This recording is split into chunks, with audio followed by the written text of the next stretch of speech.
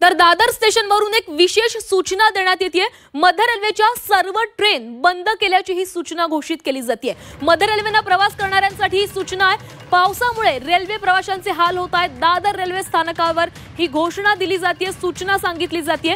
मध्य रेल्वेच्या सर्व ट्रेन आता बंद असणार आहेत। मध्य रेल्वेला याचा मोठा फटका बसलेला आहे। मुसळधार पावसामुळे मुंबईतील अनेक भागांमध्ये पाणी साचलेलं आहे। दादर, कुर्ला, घाटकोपर या अनेक स्थानकांच्या मध्ये पाणी साचलेलं दिसतंय। स्थानकांना ओढ्याचं स्वरूप प्राप्त झालेलं आहे आणि याचाच फटका आता मुंबईच्या लाईफलाईनला बसलेला आहे। मध्य रेल्वे ठप्प झालेली आहे। पुढील सूचनेपर्यंत एकही ट्रेन धावणार नाही असंही स्पष्ट करण्यात आलंय।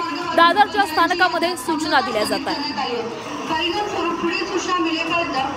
धीमी मार्गावर व जलद मार्गावरती आणि मेल एक्सप्रेस कोणतीही गाडी उपलब्ध राहणार नाही। या दरम्यान प्रवाशांना होणाऱ्या गैरसोयीबद्दल आम्ही दिलगिरी व्यक्त करतो। प्रवाशांनी कृपया लक्ष द्या।